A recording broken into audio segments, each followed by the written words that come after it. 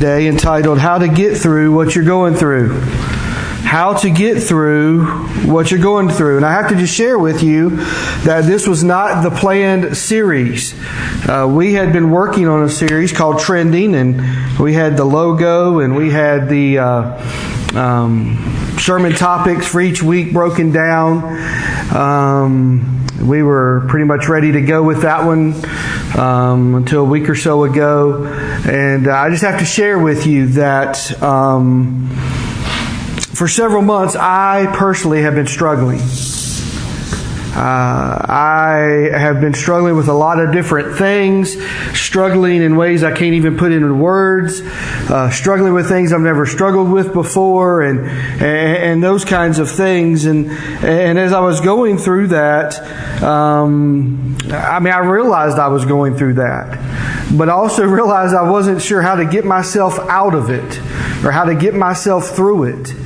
And so there were a lot of days when I felt like I was talking to myself and asking myself all of these questions. Monica even knew something was up. She's like, "What's up with you?" And I couldn't even, for a while, I didn't even know what was up with me. And then for a while, I sort of knew what it was, but I didn't even know how to verbalize it. And then for a while, after I figured out how I could verbalize it, I'll be honest with you, I didn't even want to say it. I'm a pretty happy-go-lucky guy. I'm a pretty upbeat guy. I'm a pretty smile-on-my-face kind of guy. But for several months, although a smile's been on my face on the outside, inside I have felt like I have been tortured. And I'm just trying to be transparent with you for a minute and share that with you because while I'm working through that and going through that and these different transitions and some disappointments and some things like that, I came across a message by Rick Warren. It was the first message that he preached after his 27-year-old son committed suicide. And if it had been somebody else's son, it may not have been on national news, but when it was his son, it was on every news channel. The funeral was even covered on CNN and Fox and NBC and CBS. So it wasn't like he could even sort of hide and deal with it because it was all out in the limelight. And so for several months, he did, and his church granted him a time away for he and his wife. And when he came back, this was the first message that he preached. It was the first in a series of how to get through what you're going through. And so, as I knew I was sort of right there, and when I watched his message, I was very encouraged. But then I began to hear other people talking. As we went through this When Relationships Collide series, it seems like that all the relationships collided while we were going through that series. And through our life group and sharing and just what I would hear by people's emails and text and conversations is that it wasn't just me trying to figure out how to get through what I'm going through, but there's a lot of you out there trying to figure out, how do I get through what I'm going through? How do I get to the end of the tunnel? You know, they say you see light at the end of the tunnel, and lo and behold, it's a train. I mean, you know, sometimes we feel that way. How do I get through what I'm going through? So that's why we're doing this series today, because I believe, I know it's been therapeutic for me to be putting this series together and studying for today's message, and I'm sure in the weeks to come. And we'll be talking about a lot of different things that give us this feeling of asking the question, how do I get through what I'm going through? How do I get through this transition in life? How do I get through this career change? How do I get through this tragedy? How do I get through this death of a loved one? How do I get through what I'm going through? And so that's what we're going to talk about for about the next 5 weeks or so. How do I get through what I am going through? Now, maybe you will agree with me, I think we'll agree on this, that most life-defining moments were the ones you never saw coming. When you were 80 and you look back at your life, the top 3, 4, or 5 things that you will mention were things you never saw coming, were things you never planned. Or were things that you had planned, but the plan didn't turn out exactly like you had laid it out. Most of our life-defining moments are the ones that we never saw coming. Those tragedies that happen in our life. The early death of a loved one, an unexpected death of a friend. I know that this wasn't, I guess, so unexpected, but when my grandfather passed away, it wasn't that he was young and he passed away, so it was unexpected. It was the fact that he had been to the doctor the day before. And the doctor told him, there's no reason you shouldn't live for 10 more years. You're healthy as an ox. You're in great physical shape.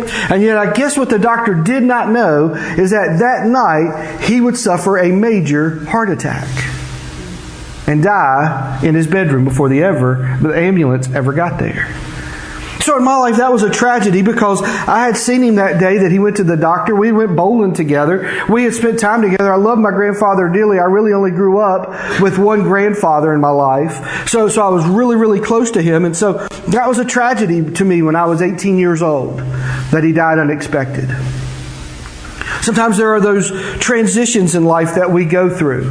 There are those stages that we grow through. Sometimes as our kids get older, there's different stages. This is the first year that Monica and I, and really the last year since we started the church, that I haven't been part of either taking Austin and Blake to school or bringing them home from school. And you may say, well, yeah, that sounds great to me. I can't wait to get there. But I'm telling you, it's a transition. And so the first day that they were going off to school and didn't need my help anymore for that, I guess other than to put gas in the car, it was a transition. And it was a transition that, to be quite honest with you, and I've told several of you, has thrown me for a little bit of a loop. And I realize that just down the road will be another transition when they move out of the house and they really don't need me anymore. Then there'll come a transition when I need them. You know, I'll have to go live with one of them or something.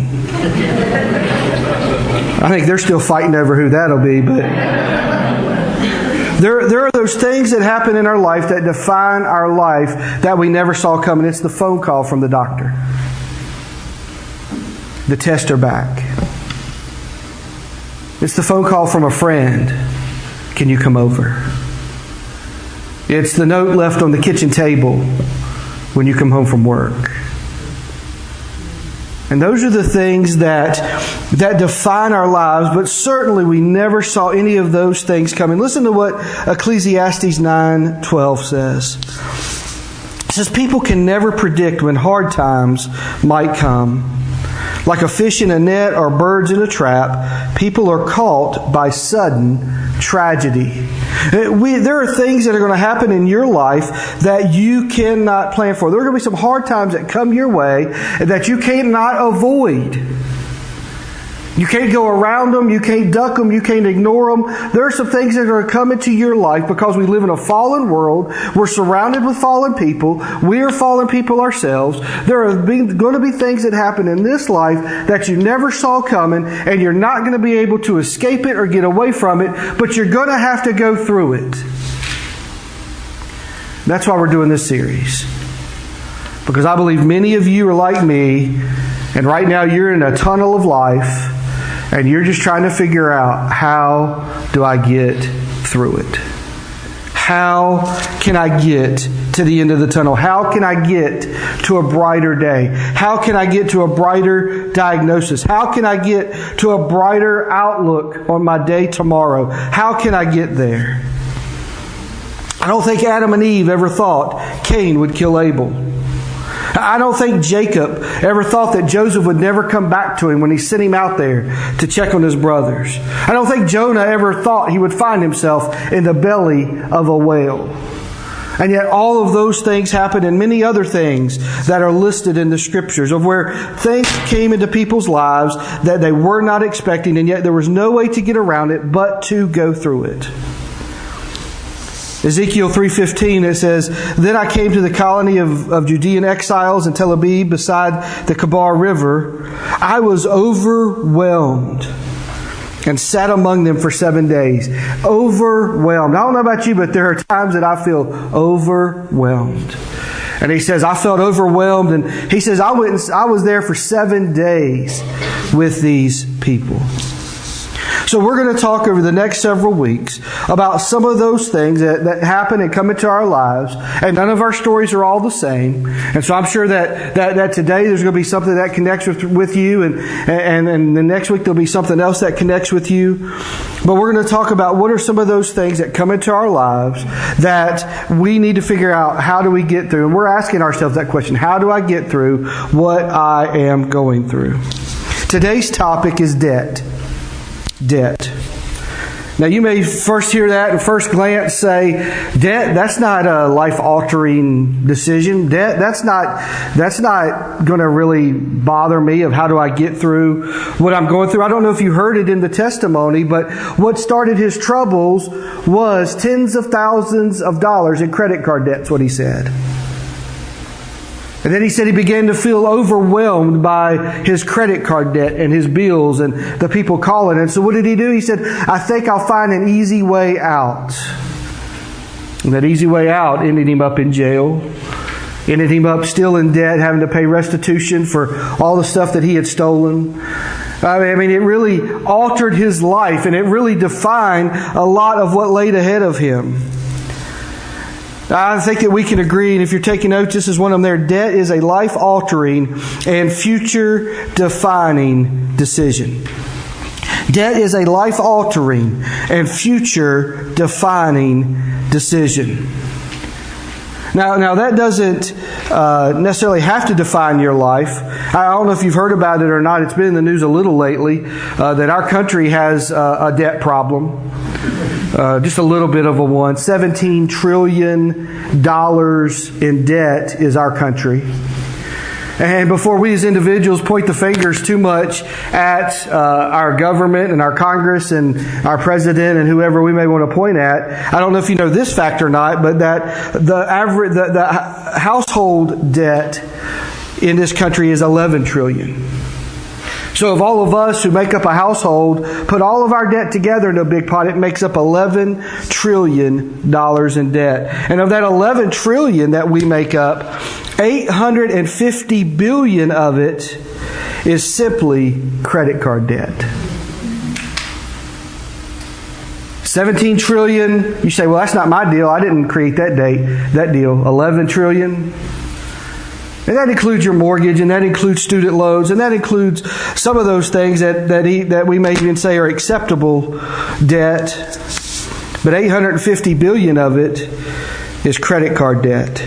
So certainly debt is a life-altering and can be a future-defining topic. It can really change your life.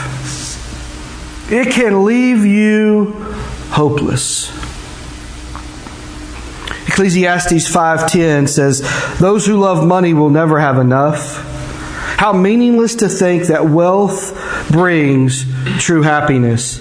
And yet there are so many of us that if we were to look at our debt and look at our credit card debt in particular, we would look at it and see just a bunch of things that we were trying to make us happy.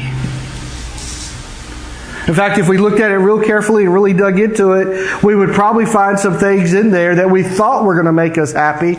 But in the end, the debt has left us hopeless and miserable that came from it.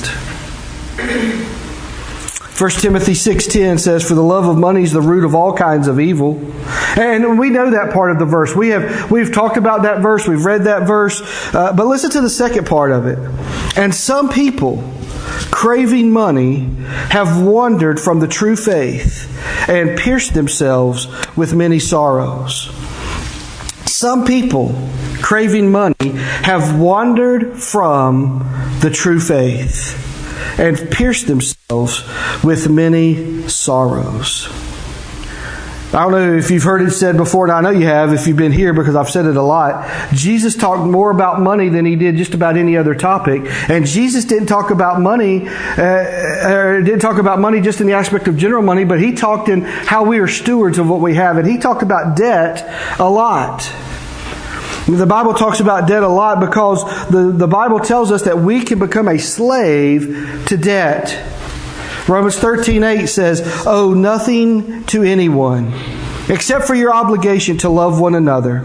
If you love your neighbor, you will fulfill the requirements of God's law.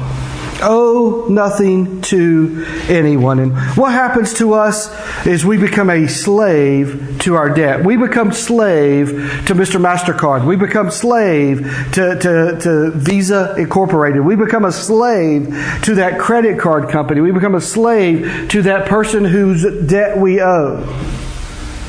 We become a slave to them. And as with Josiah, one of the things that happens in your life and my life as that debt grows, and as that debt grows, one of the things that happen is we become hopeless.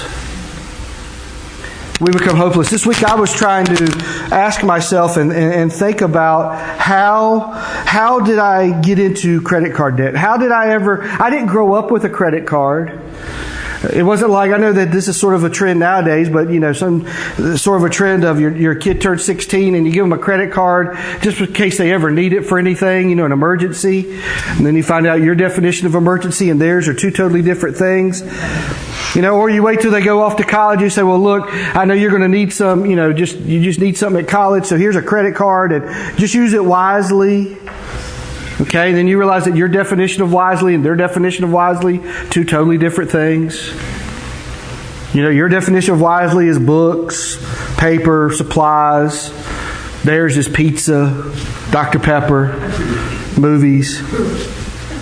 But we give them that. So I asked myself, I said, how did I ever get a credit card? Because I did not grow up with one. I did not have one that my parents gave me. I did not have one when I became 18. In fact, I did not have one until after we had gotten married. And what happened was we had a car. It was a red Subaru. And I know that the commercials tell you that Subaru never breaks down, but they do break down. And I can remember that my red Subaru broke down, and I took it to the mechanic, and he said it's going to be $1,500. We were a young married couple living on Tuna Helper. We didn't have $1,500. So I got a credit card. And I charged that $1,500 car repair. And I had to have that car. It's how I got back and forth to work. I lived 30 minutes away from work. I certainly wasn't going to walk to work. I had to have that car, but I didn't have the $1,500, and so I charged it. And here's what happens in your life and mine, and it's a very subconscious thing, and it's not even really at the top of our thought and the top of our mind, but here's what happened. When I went to go get the car fixed, I just used the card. And I started digging. And then the shoes were on sale. And so I just used the card because I had it now. I made it till I was 24 without a credit card, but at 24 I had one. And then we wanted to go out to eat at that nice restaurant. And so we just charged it. And then we wanted to go on vacation. And so we just charged it. And of course we went to the seafood restaurant on vacation, and we went to ride the rides on vacation. And so I just charged it and charged it and charged it and charged it and swiped it and swiped it and swiped it and swiped it. And then the bill came due. And when the bill comes due, what you do is you stop looking this way and you start looking up, and you realize you have dug yourself a big hole. You have swiped your way and dug your way. And the trick is this. The trick is you're always looking at this. I'm always looking at those new shoes. I'm always looking at the movies. I'm always looking at vacation. I'm always looking down this way. And then when the bill comes due, you look up and you realize you have dug yourself a huge hole with debt to the tune of $850 billion. And when that happens, you know what happens? You become hopeless. You become depressed. You become ashamed to some degree. You begin to, like Josiah, figure out, how am I going to get out of this? And what you find out, it's a whole lot easier to dig the hole in than it is to put the dirt back in the hole and get yourself out.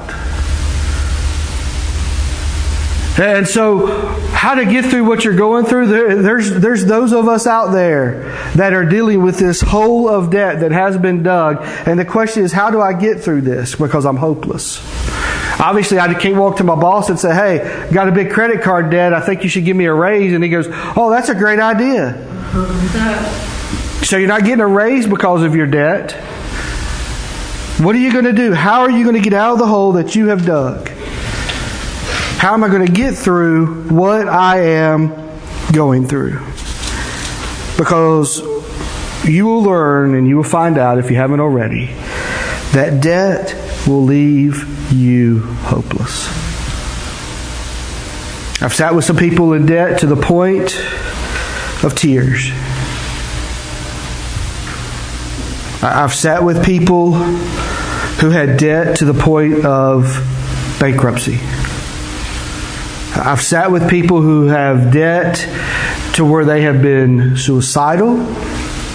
They have been, as Josiah said, self-medicating themselves to make themselves numb from all the phone calls and the letters and the creditors.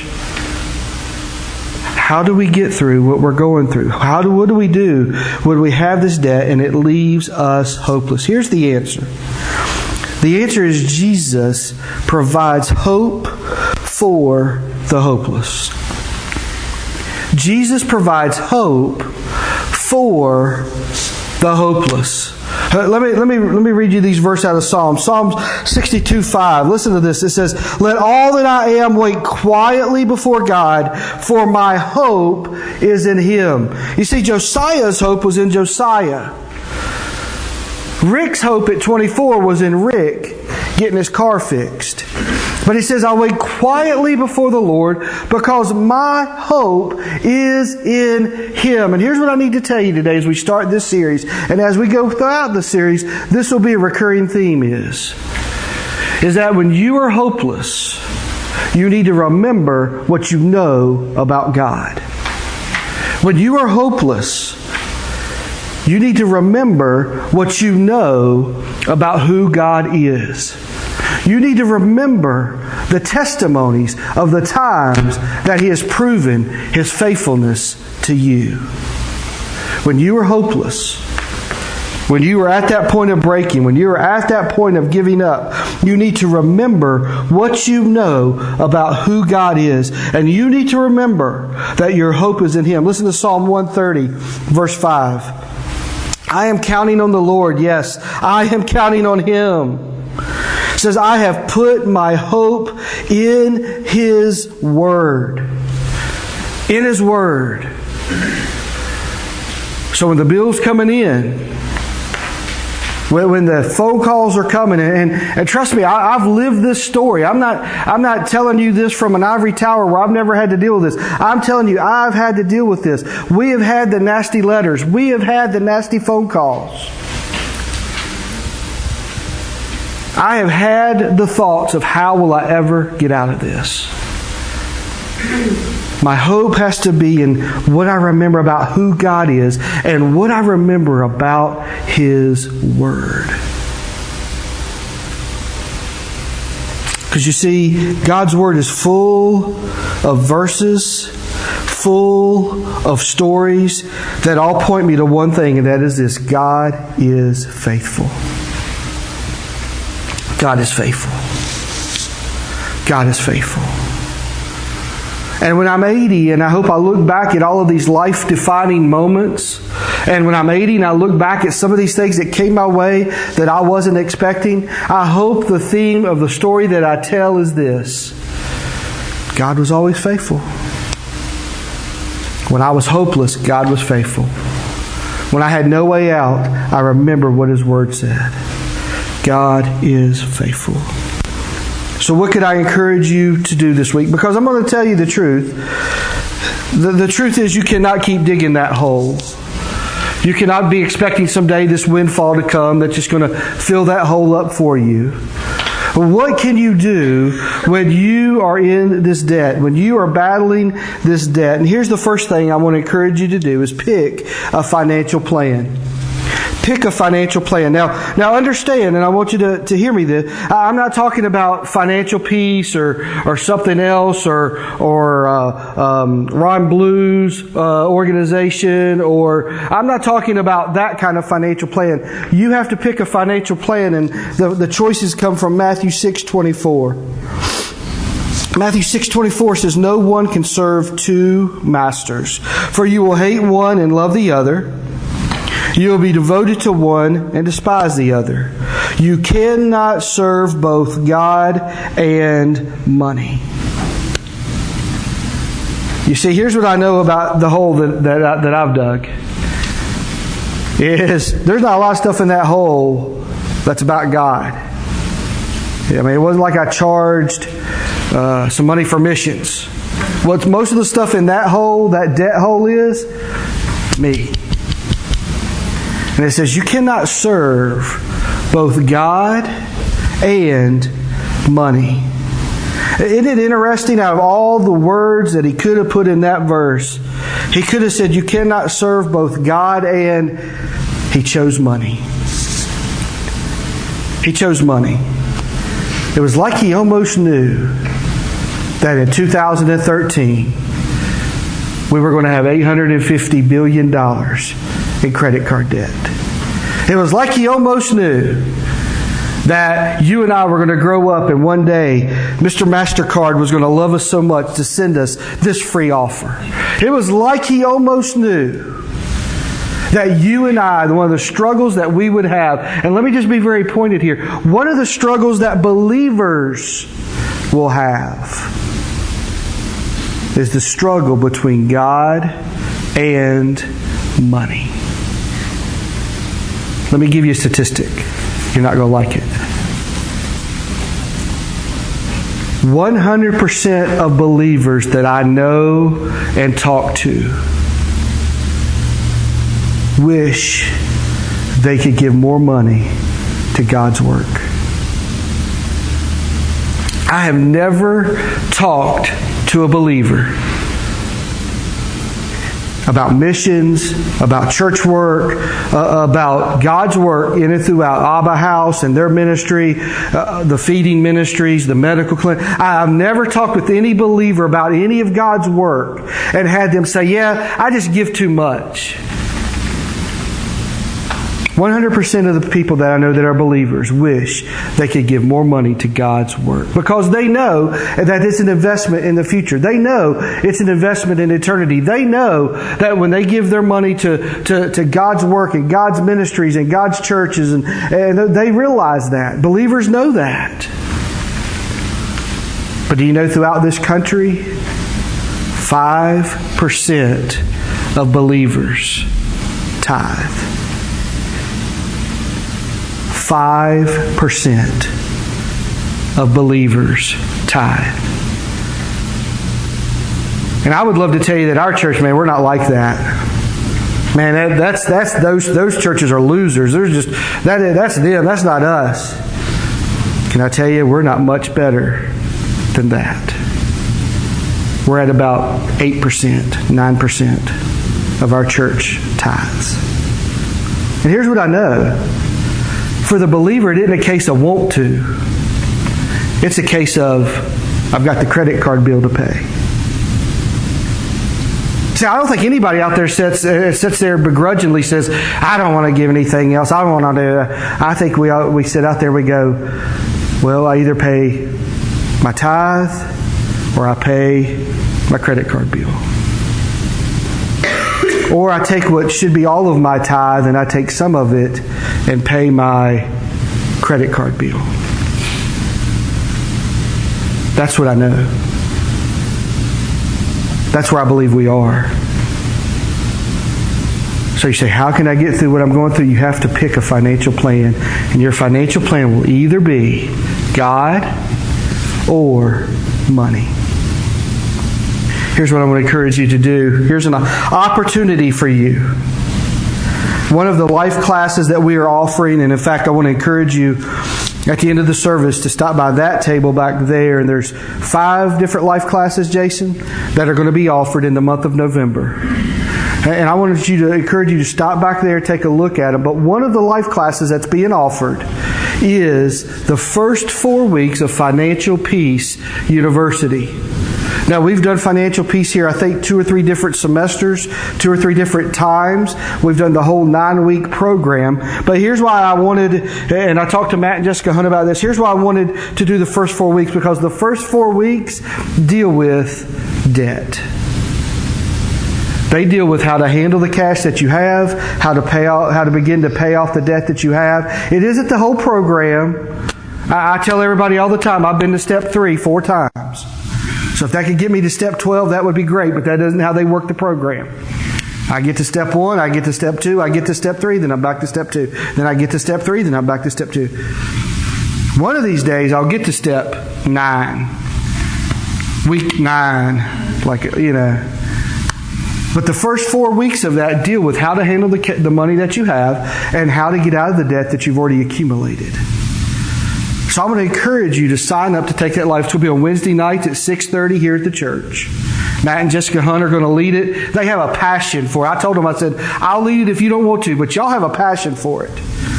I mean, I know it's right and I know we should do for it. They have a passion for it. In fact, I think over their fireplace it says Financial Peace University or something. I don't know. I think Matt has a tattoo that says "Go Dave, go" or whatever. But they have a passion for it, and they've actually lived it out, and it's producing in their life, and it's not hypothetical to them.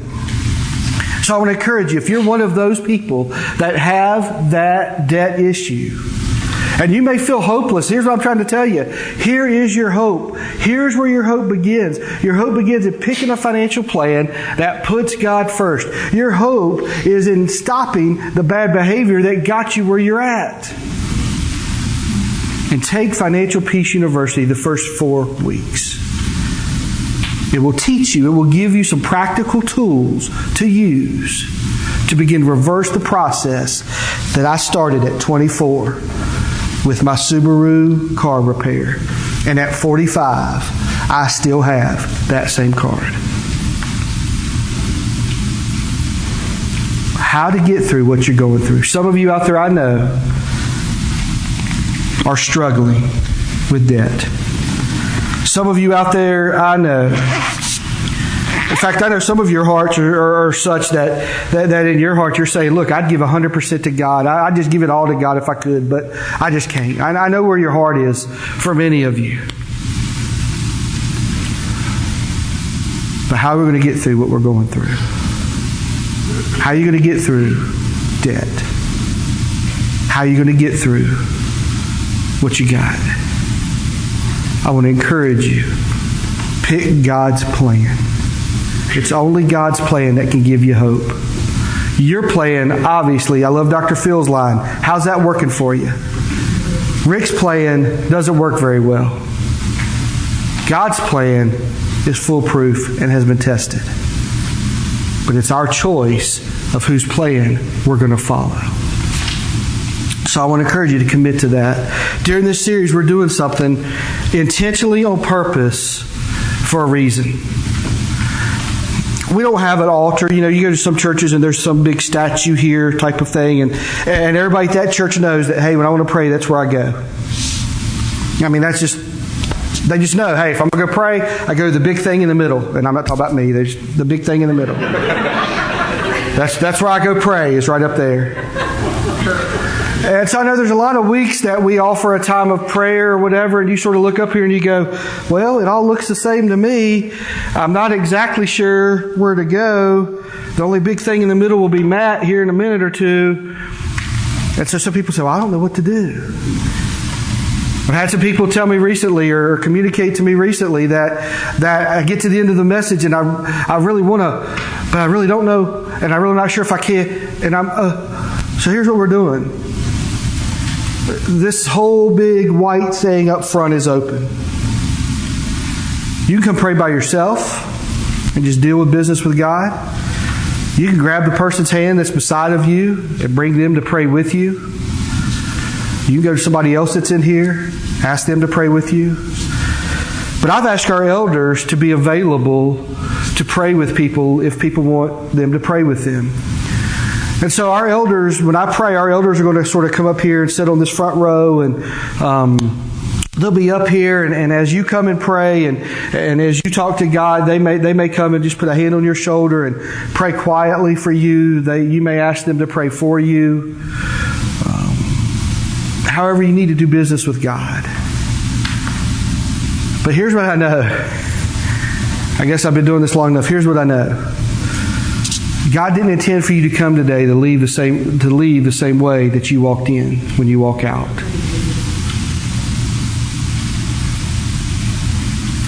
I don't want to pull this out, but our Abba House crowd is here, and they're here every fourth Sunday. It's by no accident that you ladies are here today. Some of you woke up this morning and thought, well, I'm not going today. But you're here. God doesn't work in happenstance. So my challenge for you today is deal with what God is putting on your heart. Deal with what God is dealing with you. Do not leave out the door the same way you walked in it. And when we pray, this front is open. And I want to encourage you just to come and pray how God leads you. Let's pray. Lord God, it is so easy for us to put ourselves in debt, to swipe the card unconsciously. Lord, to buy those things that we think are needs but really are wants. To say yes to the movie night when we really can't afford it. To make decisions that almost instantaneously we know we're wrong with the money that you have entrusted to us. And Lord, I know firsthand the hopelessness of debt. Lord, I know the stress it puts in a marriage. I know the stress it puts in a home. Lord, I know the stress that have people looking for an easy way out, much like it did with Josiah.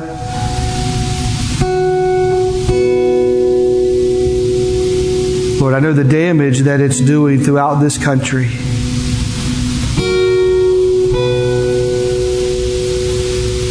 So Lord, today as you deal with us and you talk with us, you speak to our hearts through your word and through these verses and through the message of the song and through that testimony of Josiah.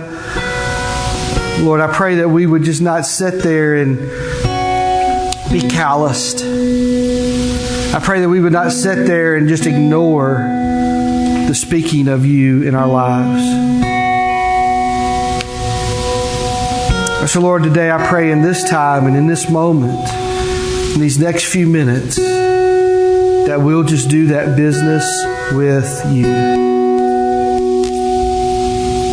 But God, whether we just need to say yes to your plan, Lord, whether we need to just say no to ours, whether we need to make a commitment of our life, a commitment of our finances, a commitment of our checkbook, a commitment of our all to you. Realize that, Lord, it's all yours anyway. There's nothing that we own that you couldn't snatch away in a second.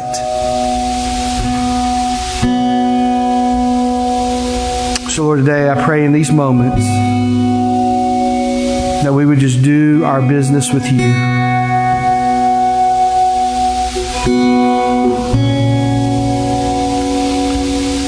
That, God, you would, as you promise us, that if we would confess our sins to you, Lord, you're faithful and just to forgive us and to cleanse us.